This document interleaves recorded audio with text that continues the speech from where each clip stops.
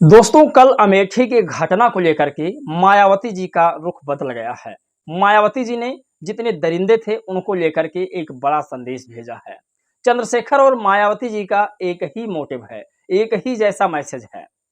चंद्रशेखर ने कहा कि 48 घंटों के अंदर इंसाफ अगर नहीं मिला तो मैं धरना दूंगा और पूरा कलेक्टर रोड जाम कर दूंगा। मायावती जी ने कहा कि अगर इंसाफ नहीं मिलता है तो ये देश के लिए शर्मनाक की बात है। और सोचिए, उन लोगों के बारे में सोचिए जिनको दलितों ने अपना वोट भर भर के दिया था, भर भर के वोट दिया था। पूरा दलित समाज अखिलेश यादव को वोट दिया, राहुल गांधी को वोट दिया और यहाँ तक कि बीजेपी को भी अपना वोट दिया था। लेकिन एक ट्वीट नहीं करते हैं, एक ट्वीट नहीं आता है, ना ही राहुल गांधी का है, ना ही अखिलेश यादव और ना ही देश के प्रधानमंत्री। प्रधानमंत्री जी मिर्जापुर वाले मामले में लिखते हैं कि एक सड़क हादसे में मिर्जापुर में 10 लोगों की जो डेथ हुई है, उसको लेकर के मैं बहुत चिंतित हूँ। लेकिन आप सोचिए कि एक ही परिवार के 4 सदस्यों की मौत पर इन्हें कुछ नहीं शर्म आती है, ये नहीं लिख पाते हैं। तो ये सबसे हमारे देश की विनम्रता है कि हमारे देश के दलित समाज, पिछड़ा समाज इन्हें वोट देता है, लेकिन जब इनके ऊपर हादसे होते हैं तब ये चुपचाप सुन लेते हैं। खबर इन तक पहुंची होगी ऐसी बात नहीं है, लेकिन ये अनदेखी कर रहे हैं। मायावती जी ने 6 पेज में कमेंट किए हैं, जिसमें 2 पेज स्पेशल अमेठी के लिए किया है। आपको आज बताऊंगा मायावती जी ने हरियाणा के लिए भी कमेंट किया है और देश में गरीबी, महंगाई, बेरोजगारी पर भी कमेंट किया है। साथ में उन्होंने ये भी लिखा है कि यूपी के मिर्जापुर में जिस तरह से जो हादसा हुआ है, उसमें सरकार कम से कम जो मृतक घोषित हुए हैं उनको कुछ मुआवजा दिया जाए और जो अभी हालत गंभीर है जिनके अस्पतालों में, उनका बेहतर इलाज कराया जाए। ये मायावती जी की मांग है। साथ में मायावती जी की और मांग है, देश के जेलों में जिस तरह से दलितों के जो कैदी हैं उनके साथ क्रूरता की जा रही है, उसको लेकर मायावती जी ने बड़ी जो है सरकार से मांग की है। देख सकते हैं दिमाग बहन जी का कितना तेज चल रहा है। जो दलित समाज का, जो पिछड़ा समाज का व्यक्ति है और जेल में बंद है, उसके साथ क्रूरता हो रही है। जो बसपा सुप्रीमो मायावती जी हैं, उनका कहना है कि जेल में बंद दलित समाज और जो पिछड़े समाज के गरीब व्यक्ति हैं उनके साथ क्रूरता ना किया जाए। साथ में उन्होंने बड़ी खबर लिखी परम पूज्य बाबा साहब डॉक्टर भीमराव अम्बेडकर के बारे में और यूपी के अमेठी के बारे में उन्होंने बड़ी खबर लिख डाली है। साथ में आपको बताएंगे कि आज फिर बाबू जगजीवन राम वाला मामला हो चुका है। यानी बाबू जगजीवन राम को अगले दिन प्रधानमंत्री बनना था, कांग्रेस की चाल ने उन्हें उठाकर अर्श से फर्श पर भेज दिया और वही हाल बीजेपी में हुआ है प्रेमचंद्र भैरवा जी के साथ। उप मुख्यमंत्री थे प्रेमचंद्र भैरवा जी, उन्हें सस्पेंड करा दिया गया, डिमोशन करा दिया गया।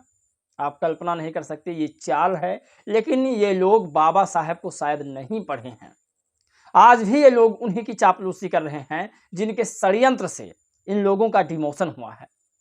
आप सोचिए, पूरे लोगों को, जो भैरवा समाज है, वो जो सामान्य वर्ग के लोग हैं, वो उन लोगों को ये देखा नहीं कि देख गया उनका बेटा जब थार से चलता तो लोग देख नहीं पाते थे। तमाम षड्यंत्र कर करके और प्रेमचंद्र भैरवा को सस्पेंड, डिमोशन कराने का पूरा योगदान निभाया है बीजेपी वालों ने। अगर हम पहली खबर की बात ही कर लें कि आखिर प्रधानमंत्री नरेंद्र मोदी ने क्या लिखा है और आखिर दलितों के प्रति उनकी क्या मानसिकता है, तो आप इस ट्वीट से समझ जाएंगे। उत्तर प्रदेश के मिर्जापुर में हुए सड़क हादसा अत्यंत पीड़ादायक है। इसमें जान गंवाने वाले की शोककुल व परिजनों के प्रति मेरी गहरी संवेदनाएं। ईश्वर उन्हें इस पीड़ा को सहने की शक्ति प्रदान करे। इसके साथ ही मैं सभी घायलों के शीघ्र स्वस्थ होने की कामना करता हूं।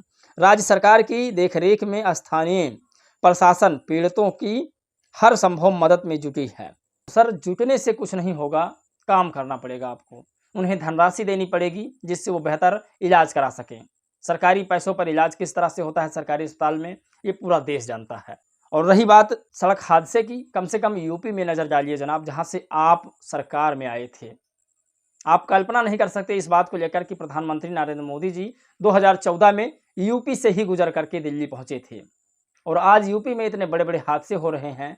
जिन दलितों ने एक तरफा अपना वोट 2014-2019 में लगातार दिया, 2024 में भी दिया, उनको नज़रअंदाज किया गया है। उनके ऊपर अत्याचार हो रहा है, दिन दहाड़े यूपी में लूट मार हत्याकांड हो रहा है, लेकिन उसके प्रति ना ही योगी जी और ना ही मोदी जी की जुबान खुल रही है। आप कल्पना नहीं कर सकते इस बात को लेकर, ये बहुत ही दुखमय का विषय है प्रधानमंत्री नरेंद्र मोदी जी। अब आपको बताते हैं मायावती और चंद्रशेखर की एक ही भाषा अमेठी को लेकर के। इसे अंबेडकर पीपल्स वॉइस ने लिखा कि अमेठी दलित परिवार हत्याकांड मामले में मायावती और चंद्रशेखर का बयान। अमेठी जिले में दलित परिवार के 4 लोगों की गोली मारकर निर्मम हत्या को लेकर बसपा सुप्रीमो मायावती और भीम आर्मी चीफ चंद्रशेखर आजाद का बड़ा बयान आया है। मायावती ने कहा कि सरकार दोषियों व वहां के पुलिसकर्मियों के खिलाफ सख्त कदम उठाए। वहीं चंद्रशेखर कहते हैं कि अगर कार्रवाई में लापरवाही होती है तो मैं खुद अमेठी पहुंचकर पीड़ित परिवार को न्याय दिलाने के लिए अमेठी जिलाधिकारी कार्यालय पर धरना पे बैठूंगा। तो मैं कह रहा हूं कि अपना है वो कब तक भागेगा, पराया को आप बुला नहीं सकते हैं। तो आप कल्पना नहीं कर सकते, अगर पिछड़े समाज का नेता है और दलित समाज का नेता है वो जरूर बोलेगा। स्वामी प्रसाद मौर्य जी भी इस पर बयान देते हैं, लेकिन अखिलेश यादव जी का भी बयान नहीं देते हैं, जिनको ऊंट पूरा दलित समाज आंख मूंद कर दे दिया था। तो ये भी जातिवाद वाला मामला आ जाता है सामने। खैर, मायावती जी ने आज जो सबसे बड़ी कमेंट लिखी है उस पर क्या आपकी राय है ये भी हम जानेंगे। और आपको बता दें उन्होंने 6 कमेंट लिखे हैं। 6 कमेंट आपको एक लगातार आपको बताने की कोशिश करते हैं। यूपी के मिर्जापुर में ट्रक व ट्रैक्टर की भीषण सड़क दुर्घटना में 10 गरीब मजदूरों की मौत व अन्य कई के घायल हो जाने की खबर अति दुखद है। सरकार घायलों के उपचार के साथ ही पीड़ित परिवारों की समुचित सहायता की भी व्यवस्था कराए।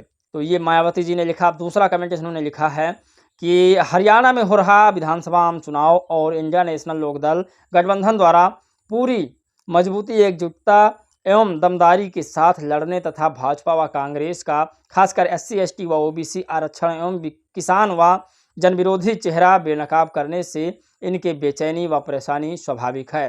बहन जी ने लिखा कि वैसे गरीबी, बेरोजगारी, महंगाई व किसान उपेक्षा आदि के मुद्दों के इस चुनाव में हावी रहने से यह स्पष्ट है कि लोग भाजपा व कांग्रेस की गलत नीतियां एवं कार्यशैली तथा इन पार्टियों में हाय राम गया राम के जारी रहने के साथ ही इनकी जुमलेबाजी व हवाई बातों से काफ़ी दुख किंतु सचेत रहें।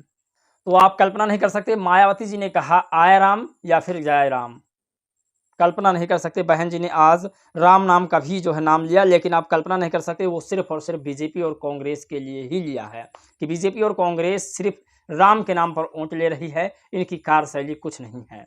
बहन जी ने लिखा कि देश की जेलों में भी क्रूरता, जातिवाद, भेदभाव के तहत कैदियों से जातियों के आधार पर उनमें काम का बंटवारा कराने को अनुचित व असंवैधानिक करार देकर इस व्यवस्था में जरूरी बदलाव करने का माननीय सुप्रीम कोर्ट के फैसले का भरपूर स्वागत।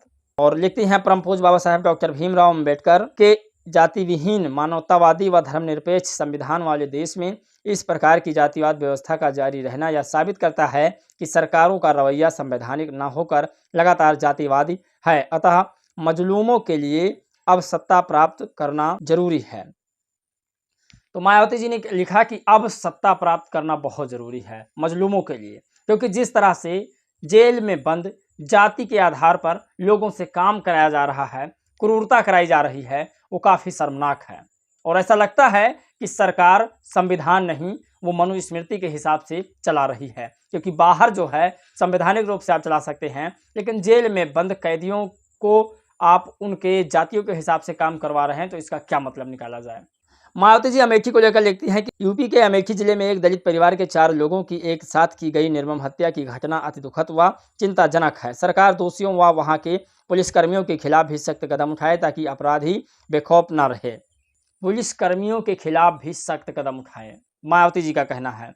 ये सबसे बड़ी खबर है दोस्तों। और मायावती जी, चंद्रशेखर जी जब एक ही मुद्दे पर काम कर रहे हैं, तब क्यों नहीं सरकार को भी घेरते हैं और सरकार में आने की कोशिश करते हैं। वैसे मायावती जी, चंद्रशेखर का कमेंट आपको कैसा लगा हमें ज़रूर बताइएगा। लेकिन सबसे बड़ी खबर आपको बता दें, षड्यंत्र क्या चीज़ है। साथियों, षड्यंत्र समझिए। प्रेमचंद्र भैरवा को रशियन महिला के साथ होटल में दिल्ली पुलिस ने पकड़ा, भाजपा ने उप मुख्यमंत्री पद से हटाया।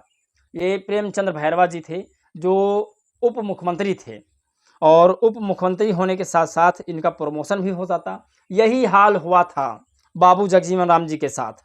यही हाल, जगजीवन राम जी को अगले दिन प्रधानमंत्री बनना था, लेकिन उसी पार्टी के नेताओं ने, कांग्रेस पार्टी के ही नेताओं ने चाल साम दाम दंडभेद करके उन्हें हटाने की कोशिश किया। और वही आज बीजेपी में हुआ है प्रेमचंद्र भैरवा जी के साथ। ये काफ़ी गलत हुआ है और मुझे लगता है कि ये पूरी तरीक़ा से बीजेपी की चाल है। आप लोग का क्या राय है, अपनी राय प्रतिक्रिया जरूर दीजिएगा इस वीडियो में। दोस्तों बस इतना ही। जय भीम, नमो बुद्धाय। साथियों, बहुजन समाज की आवाज उठाना इतना आसान नहीं है। बहुजन समाज के लिए मनवादियों से लड़ना इतना आसान नहीं है। इसीलिए आपसे रिक्वेस्ट है कि आप लोग इस चैनल को जरूर बचाइए, सब्सक्राइब कीजिए, शेयर कीजिए, लाइक कीजिए, कमेंट कीजिए। लेकिन अभी जो स्थिति बनी हुई है उसके लिए आप लोग मेरी आर्थिक मदद जरूर कीजिएगा। आपकी आर्थिक मदद से ही हम आगे काम कर सकते हैं। आप लोग से जो भी बन बने, मुझे पता है कि मेरा समाज अभी गरीब है, उतना ज़्यादा सक्सेसफुल नहीं है। तो जो भी आपके पास हो वो आप मुझे थोड़ा थोड़ा देने की कोशिश करें।